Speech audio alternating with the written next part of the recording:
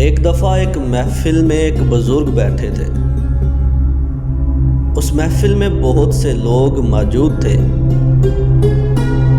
اس بزرگ نے اپنی بند ہتھیلی کو لوگوں کے سامنے کیا اور پوچھنے لگے، بتائیں میری ہتھیلی میں کیا ہے؟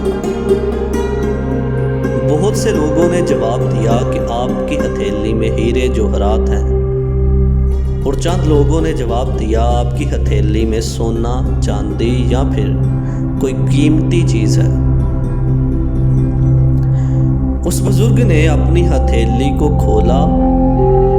جب ہتھیلی کو کھولا تو دیکھا کہ اس میں کنکریاں اور چھوٹے چھوٹے پتھر تھے۔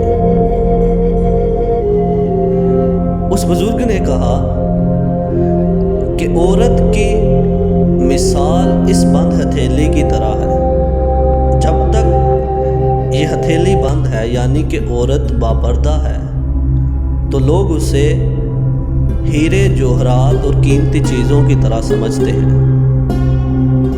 اور جیسے ہی یہ ہتھیلی کھل گئی، یعنی عورت بے حیا ہو گئی، بے پردہ ہو گئی، تو اس کی کوئی قیمت باقی نہیں رہی۔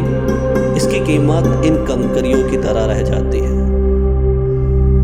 تو آج کی خواتین کے لیے یہ ایک بہت ہی سبق آموز بات ہے کہ جو عورتیں باپردہ رہتی ہیں ان کو معاشرہ عزت کی نگاہ سے دیکھتا ہے، اور جو عورتیں بے پردہ ہو جاتی ہیں ان کی معاشرے میں کوئی عزت باقی نہیں رہتی۔